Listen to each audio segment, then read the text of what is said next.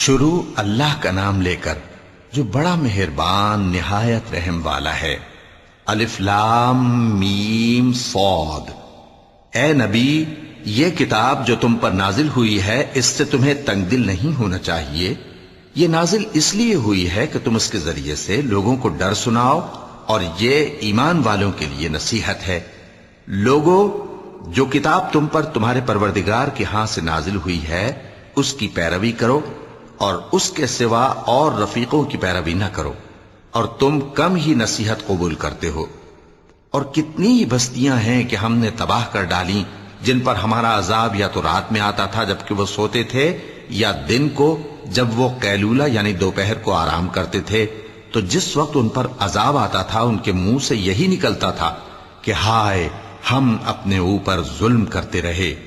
تو جن لوگوں کی طرف پیغمبر بھیجے گئے ہم ان سے بھی پرسش کریں گے اور پیغمبروں سے بھی پوچھیں گے، پھر اپنے علم سے ان کے حالات بیان کریں گے، اور ہم کہیں غائب تو نہیں تھے۔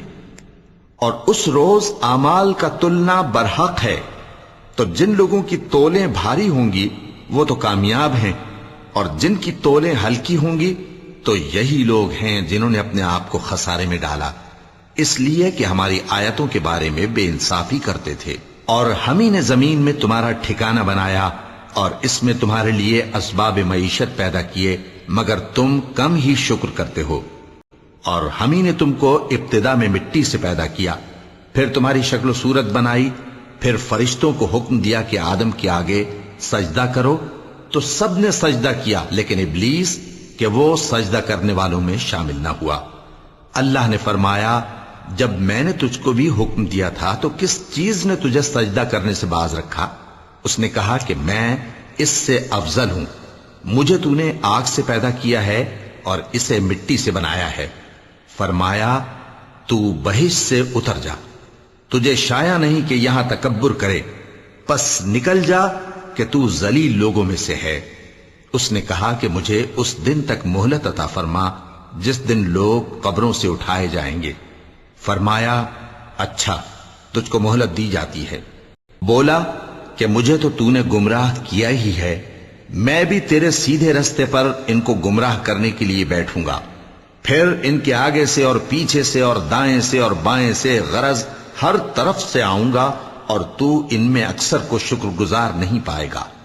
اللہ نے فرمایا، نکل جا یہاں سے پاجی مردود، جو لوگ ان میں سے تیری پیروی کریں گے میں ان کو اور تجھ کو جہنم میں ڈال کر تم سب سے جہنم کو بھر دوں گا۔